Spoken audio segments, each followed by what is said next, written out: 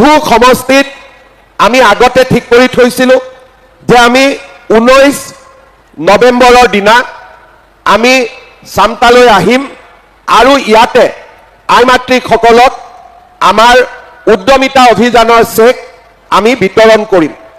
অসমৰ ইতিমধ্যে আমি 40টা সমষ্টিত মহিলা উদ্যমিতা অভিযানৰ পুঁজি বিতৰণ বিভিন্ন ধৰণে উপকৃত হ'ব।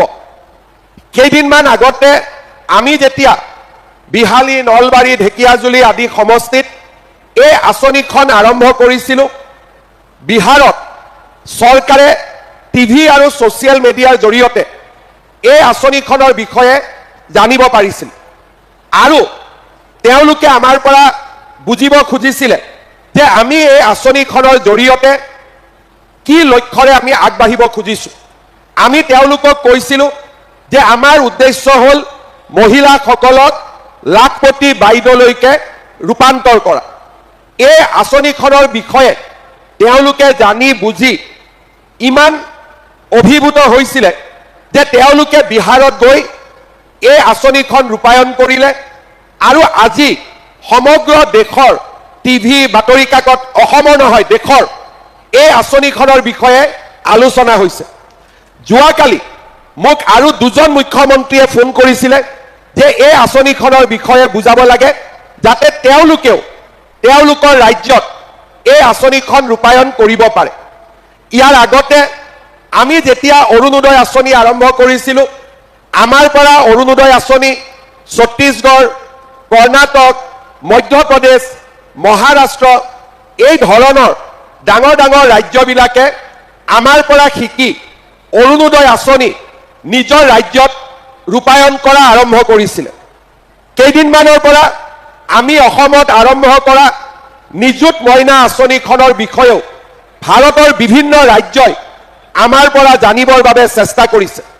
অৰ্থাৎ মহিলা সবলীকৰণৰ ক্ষেত্ৰত, মহিলাসকলক সমাজৰ সন্মুখলৈ লৈ অহাৰ ক্ষেত্ৰত আজি আমাৰ অসমত যোৱা 5 বছৰত আমি যিবোৰ আঁচনি ৰূপায়ণ কৰিছোঁ সি আজি ৰাষ্ট্ৰীয় পৰ্যায়ত আলোচনা হৈছে আৰু সমগ্ৰ দেশে এই আঁচনিৰ ওপৰত চকু ৰাখিছে। আপোনালোকে ভিডিঅ'টো দেখা পাইছিলে। এই ভিডিঅ'ত নৰেন্দ্ৰ মোদী ডাঙৰীয়াই কৈছে যে আমি দেশত 3 কোটি মহিলাক লাখপতি বাইদেউ বনাব বিচাৰোঁ।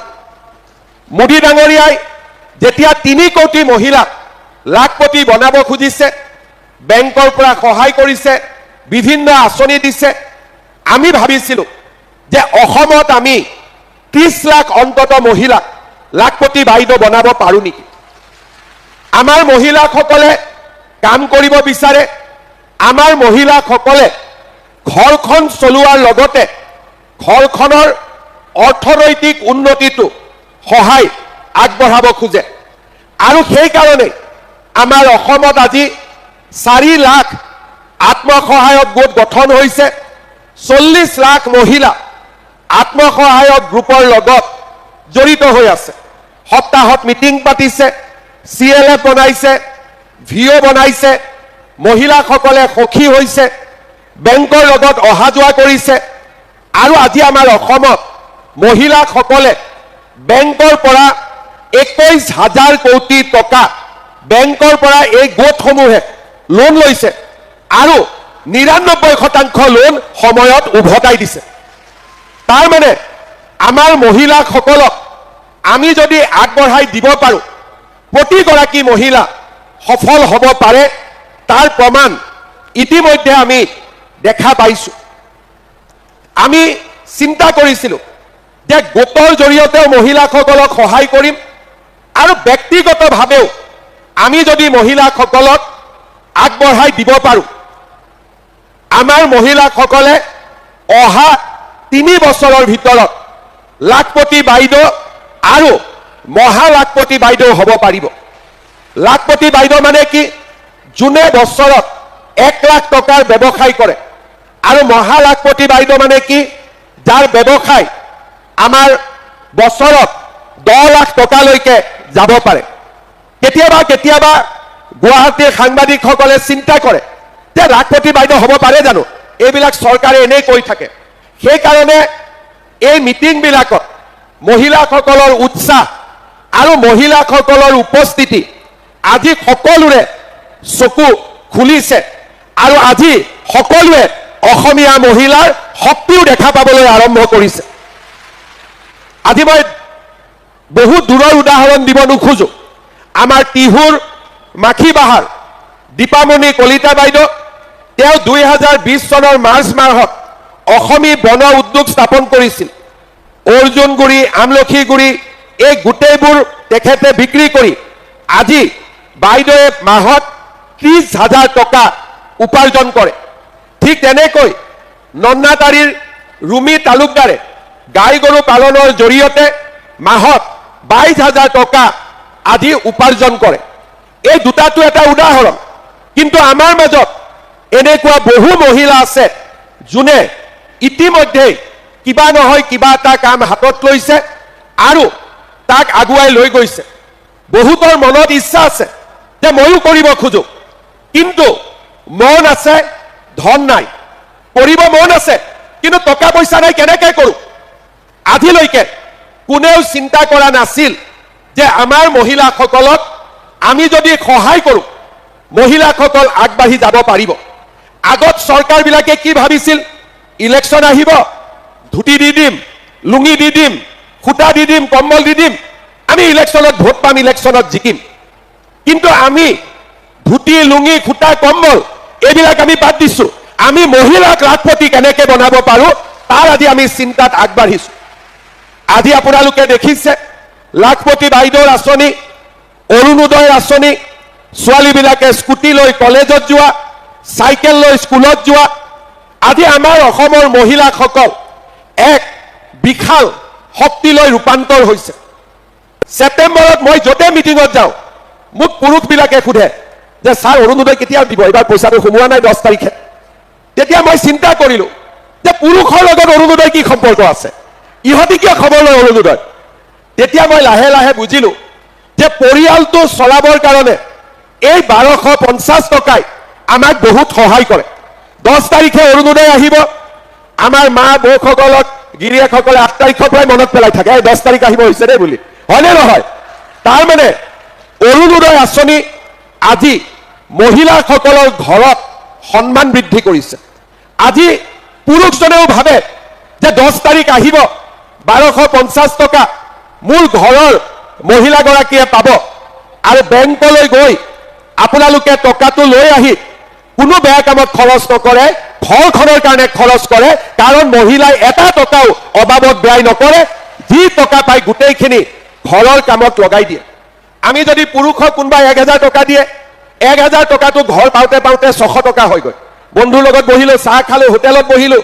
কিন্তু মহিলাক যদি আমি টকা দিওঁ 100 টকাই গৈ ঘৰ পাবগৈ, 1 টকাও তাতে কমাৰ প্ৰশ্ন নুঠে। ঘৰৰ পৰাই পিঠা বনাই লৈ আহিব, ইয়াতে বহিব, লাগিলে একো নোখোৱাকৈ যাম, বাছত যাম, খোজকাঢ়ি যাম, 1 টকাও মহিলাসকলে অপব্যৱহাৰ নকৰে। সেইকাৰণে মোক মাজে মাজে কয় আপুনি মহিলাকে আঁচনি দি থাকে। মই বোলে মাৰ পেটৰ পৰা জন্ম হৈছোতো মহিলাকেতো দিব লাগিব না, হয়নে নহয়? কিন্তু আচল কথাটো হ'ল মহিলাক আমি এই কাৰণে দিওঁ, মহিলাই এটকা ঘৰলৈকে লৈ যাব, কেতিয়াও সি 50 পইচা হৈ নাযায়, কেতিয়াও টকা অপব্যৱহাৰ নহয়। সেইকাৰণে পৰিয়ালৰ কাৰণে আমি যি টকা দিওঁ সদায় মহিলাৰ একাউণ্টত দিব লাগে, যাতে 100 টকাই গৈ ঘৰ পাব পাৰে। আজি আমি উদ্যমিতা অভিযানৰ বিষয়ে আলোচনা কৰোঁতে আমি ভাবিছিলোঁ যে প্ৰথমতে আমি মহিলাসকলক 10,000 টকাকৈ দিম। কিমান মহিলা? 40 লাখ মহিলা, 4,000 কোটি টকা লাগিব। মই যেতিয়া ফৰ্ম বিলাব দিছিলোঁ আমাৰ মন্ত্ৰীসকলেও বিধায়কসকলেও বিশ্বাস কৰা নাছিল যে 10,000 টকা আমি দিব পাৰিম, কাৰণ 4,000 কোটি টকা লাগিব। তেওঁলোকে ভাবিছিলে যে ইলেকশ্যনত ভোট ল'বৰ কাৰণে আমি এই ফৰ্মবিলাক দিছোঁ। কংগ্ৰেছেতো প্ৰচাৰো কৰিলে যে এইবিলাক মহিলাসকলক ঠগাব, কোনেও টকা নাপায়। 2-এগৰাকী মহিলা কংগ্ৰেছবিলাকে জোকায়ো থাকে 10,000 পালি নেকি বুলি, মিটিঙত যে গৈ আছো বিজেপিৰ।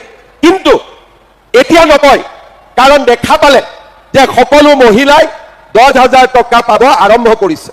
কিন্তু 10,000 শেষ নহয়, মই আপোনালোকক ক'ব খোজো এই আঁচনিখন বহুত দূৰ আগুৱাব আজি আমি যে 10,000 টকাটো পাম টকাটো বেংকৰ পৰা লৈ কোনে কোনে মোবাইল ফোন কিনিব হাত দাঙক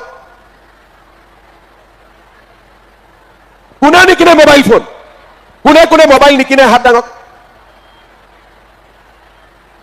ঠিক আছে এতিয়া মোবাইল ফোন নিকিনো যদি আমি 10,000 টকাটো কেনেকৈ ব্যৱহাৰ কৰিম প্ৰথম আজি আমি 10,000 টকাটো ললো টকাটো যদি আমি গ্ৰুপত দিওঁ 1 লাখ হ'ব গ্ৰুপৰ যোন মহিলাই ব্যৱসায় কৰিব খোজে তেওঁলোকক আমি লোন দিব পাৰো 1 লাখ টকা একাউণ্টত দেখিলে বেংক আমাক আৰু টকা দিব এইটো হল প্ৰথম ৰাস্তা যে আমি টকাটো নিজে খৰচ নকৰি সমূহীয়াভাৱে গ্ৰুপৰ জৰিয়তে আমি খৰচ কৰিব পাৰো 1 নম্বৰ বোলে নহয় গ্ৰুপত আমি নিদিও ইয়াতে মই মহিলাসকলক দেখিছো কোনোবাই কৈছে ছাগলী পুহিম লেয়াৰ কৰিম মুৰ্গী কৰিম কোনোবাই গাহৰি কৰিব পাৰে তাঁতশাল কৰিব পাৰে বা আন সৰু খুৰা ব্যৱসায় কৰিব পাৰে আমাৰ কোনো আপত্তি নাই নিজৰ একাউণ্টৰ পৰা টকাখিনি লৈ আপোনালোকে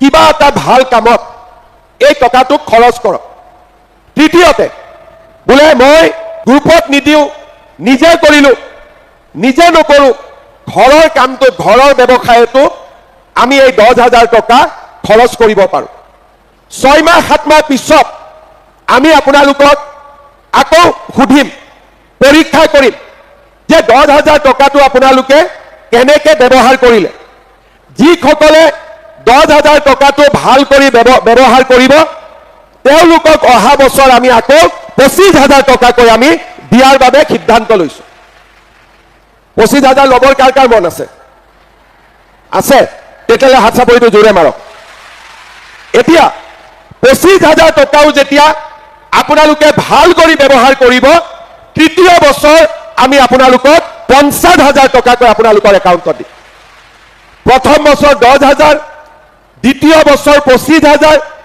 তৃতীয় বছৰ 50,000 তাৰ মানে মেট্ৰিক পৰীক্ষাত পাছ কৰিলে 25,000 হায়াৰ সেকেন্ডাৰীত পাছ কৰিলে 50,000 কিন্তু যিসকলে ফেল কৰিব তেওঁলোকে কিন্তু অহাবাৰ নাপাব সেই কাৰণে ধৰ্মপুৰৰ তিহুৰ 33,000 মহিলাই পৰীক্ষাত পাছ কৰিব লাগিব অহাবাৰ যেতিয়া আমি মিটিং পাতো ইমানে যাতে মহিলা মিটিঙত আহিব লাগিব পাৰিবনে নোৱাৰিব পাক্কা পাৰিব মোৰ দিয়াৰ ইচ্ছা থাকিব কিন্তু আপোনালোকেও পৰীক্ষাত পাছ কৰিব লাগিব আৰু মোৰ বিশ্বাস আছে যে আপোনালোকে পাৰিব আৰু চৰকাৰে আপোনালোকক 10,000 25,000 50,000 লাখপতি বাইদেউ আপোনালোকক বনাব পাৰিব মোদী ডাঙৰীয়াৰ সপোন বাস্তৱত ৰূপায়িত হ'ব যিবোৰ জায়গাত আমি ইতিমধ্যে এই টকাটো দিছিলো তাতো আমি সমীক্ষা কৰিছো মহিলাসকলে টকাটো খুব ভাল কৰি